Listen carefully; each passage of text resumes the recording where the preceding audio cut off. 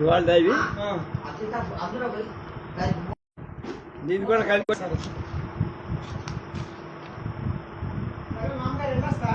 మీరు రేపు కాదులేండి, ఎల్లుండి వస్తా. మీకు మామిడికాయలు అన్నారు కదా, నాకు ఎక్కడో చూపిస్తే నేను కొట్టించాను. నీకు కాబట్టి పొయ్యి అలాగే బండి రాలిపోయి తగ్గుతున్నాయి అన్నీ నాకట్లా. అది పూలనకాయ అందుకు ఆశ. చూస్తారండి, ఎల్లుండి వస్తారండి. సరే సరే. అదే రాట్ అన్నారు, రాట్లేదు. ఎల్లుండి చూపిస్తాడే. రేపు మీరు కూడా హడావిడిగా ఉంటారు. రేపు వద్దులే. ప్రచార సాహిత్య ప్రవీణ విమర్శన భూషణ శ్రీ గుమ్మలూరి సత్యనారాయణ గారి నా సహస్ర మాస జీవిత యాత్రా చరిత్ర. ఇది 4వ భాగం. 11/4/26. పంతం పెన్ను మోటం కార్. పల్లాకిమిటికి తూర్పున బోయి కొండ ఉంది. ఆ కొండ పాదాలను ఆనుకొని చిన్న వాలు కలిగి పట్నమంతా విస్తరించి ఉంది. ఊరికి పశ్చిమ దిశలో పెద్ద సాగరం. అది ఎటు చూసినా మైలు పొడవు కలిగి చదరపు సాగరం. గ్రామస్తులకు ప్రాణాధారం. ఆ సాగరానికి దక్షిణాన ఉన్న కొన్ని సాగు పొలాల గుండా నీరు పారుతూ ఉంటుంది.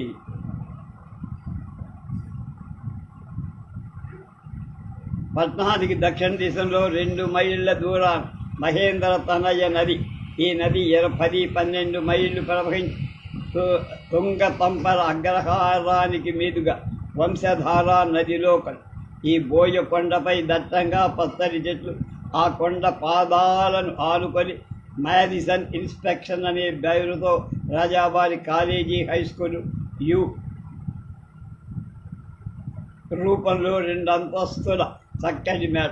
ఆ మేడ భాగంలోని నేలకు అమర్చిన బల్ల పరుపు పెంకులు దట్టంగా ఉండి తడి పాదాలతో ఎవరైనా దాని మీద నడిచేసరి వెంటనే వారి పాదాలకు అంటుకొని ఉన్న తడిని పీల్చేశారు. మైనరుగా మద్రాసులో రాజావారు చదువుకునేటప్పుడు కామిరాన్ మ్యాడిసన్ అనే దొరగారి శిష్యరికం చేశారు. అతని యందు వీరికి ఆనాడు ఏర్పడిన భక్తి శ్రద్ధలకు గుర్తుగా ఈ హై స్కూల్ భవనానికి ఆయన పేరు పెట్టి తూర్పున ఉదయించే సూర్యుడు బోయకొండపై 2 చిన్న కొండల శిఖరాన గల అడకెత్తెర సందు నుండి ఆరున కిరణాలను నగర వీధి రాజవీధిలో ప్రసరించినప్పుడు దొర ఒక చిన్న చిత్ర కళాఖండాన్ని ప్రదర్శించినట్టు ఆ కిరణాలు రాజవీధి చివర ఉన్న రాజుగారి కోటపై పడినప్పుడు వారి అంతఃపురం నుండి అంతఃపుర వాసులు సూర్యుడికి నమస్కారాలు చేస్తూ ఉంటారని ఊహించగలం. మొట్టమొదట రాజావారు 1880లో అక్కడ మిడిల్ స్కూల్ కట్టించారు. అప్పటి రాజాగారి తండ్రి గారైన గౌరచంద్ర గజపతి నారాయణ దేవ్ ఈ సంస్థాన అధిపతిగా ఉండారు. 1884లో ఇంటర్మీడియట్ వరకు చెప్పే ద్వితీయ శ్రేణి కళాశాల. తర్వాత 1936లో బిఏ తరగతులు చేర్చగా మొదటి శ్రేణి గ్రేడ్ 1 కాలేజీ అయింది. అంతవరకు మద్రాసు రాజధానిలో ఉండిన పల్లాకిమిడి భాషా రాష్ట్ర విభజన అనుసరించి ఉత్కళ రాష్ట్రంలో చేరగానే ఈ మార్పు వచ్చి డిగ్రీ కళాశాల. అంతవరకు తెలుగు ఒరియా ప్రజల మధ్య ఏ భేదాలు లేవు.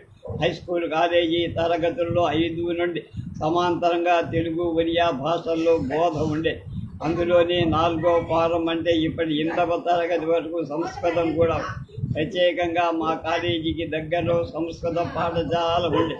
ఆ రోజుల్లో 5వ ఫారం ఇప్పుడు 9వ తరగతి నుండి ఎస్ఎల్సి హై స్కూల్ 36వ తరగతి.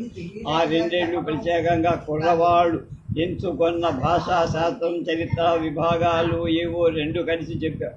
వీటిని ఆప్షనల్స్ అంట. ఈ 10వ తరగతిలో ఉత్తీర్ణులై ఇంటర్మీడియట్ వరకు వెళ్ళగానే 3 విషయాలు చేరిన ఒక శాఖ ఉండేది. ఇంటర్మీడియట్లో 2 దేశ చరిత్రలు, తెలుగు ప్రత్యేకించి చదివే శాఖ, పదార్థ విజ్ఞాన రసాయన గణిత శాస్త్రాలు చదివే మరొక శాఖ. 6వ ఫారం హై స్కూల్లో ఇంటర్మీడియట్ 2 సంవత్సరాలు గవర్నమెంట్ నిర్వహించే పరీక్షలు. అప్పుడు పల్లాకిమిడిలో BA BSc చదువులు లేవు.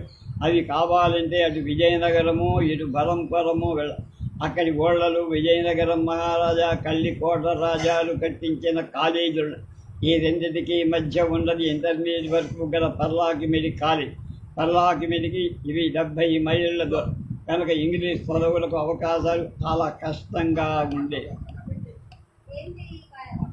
ఆ కాలేజీకి అభిముఖంగా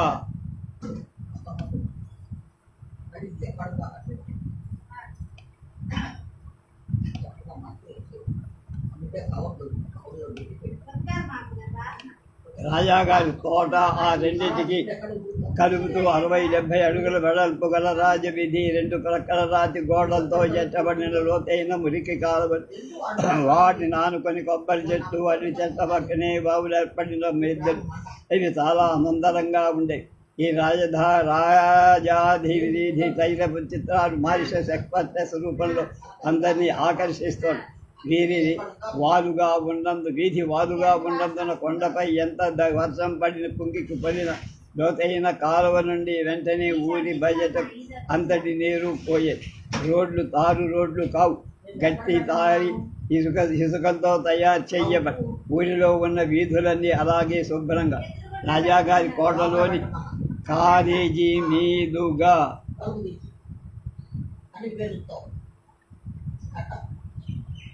బృందావన తోట వరకు సుమారు 2 మైళ్ళ పొడవున రాజబాగ్.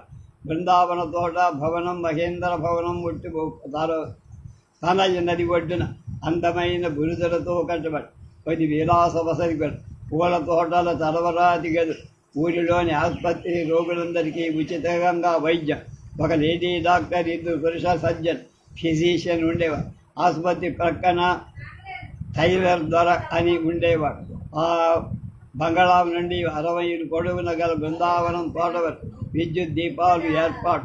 చిన్న వెచ్చైన డబ్బాలు వాజులో చేరిన పాయ గడ్డిగా గుడ్డిలో వీధిగా పక్కనే 1920-16లో జరిగిన రాజావారి వివాహాన్ని బృందావనం భవనం కట్టబడిందేమో అని సరిగ్గా చెప్పదు.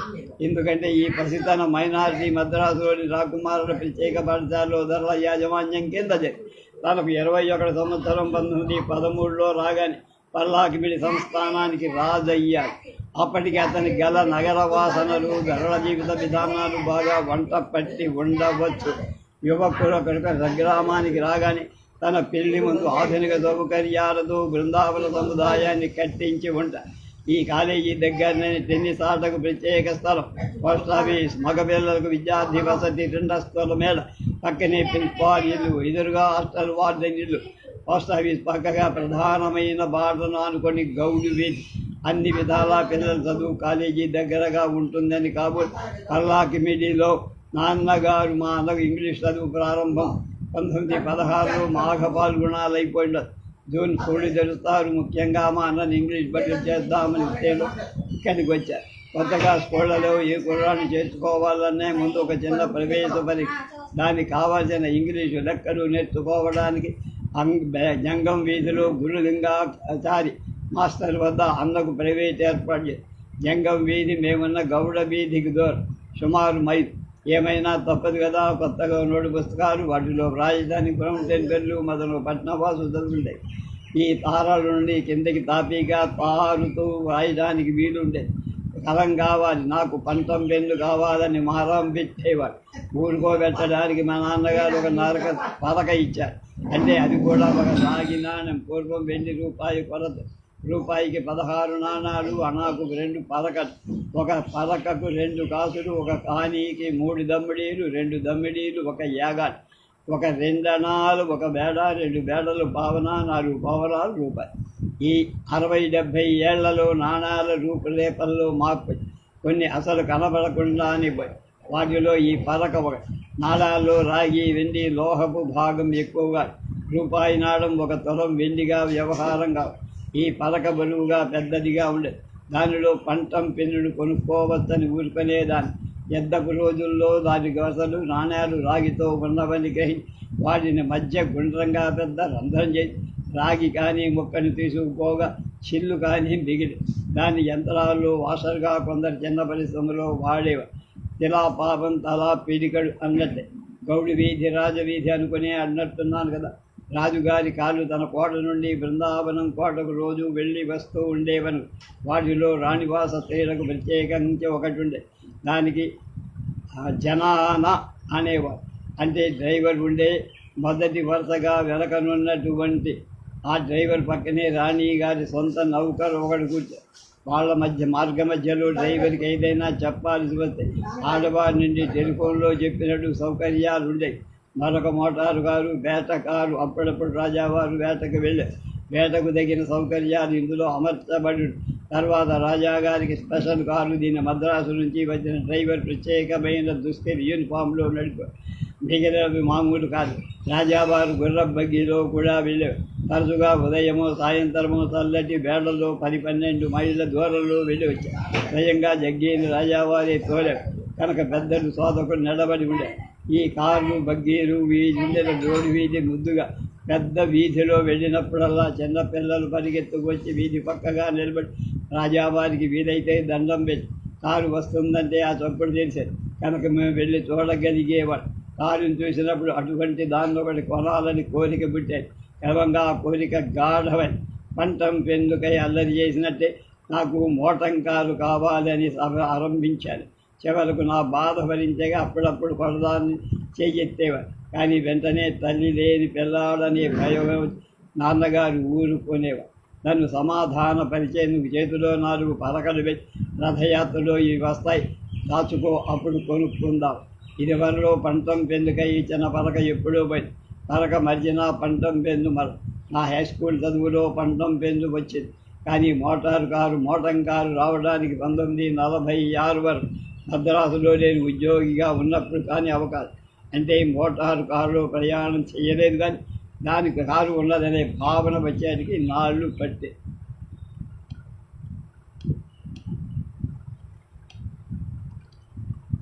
మిగతా విషయాలు రేపు చూద్దాం.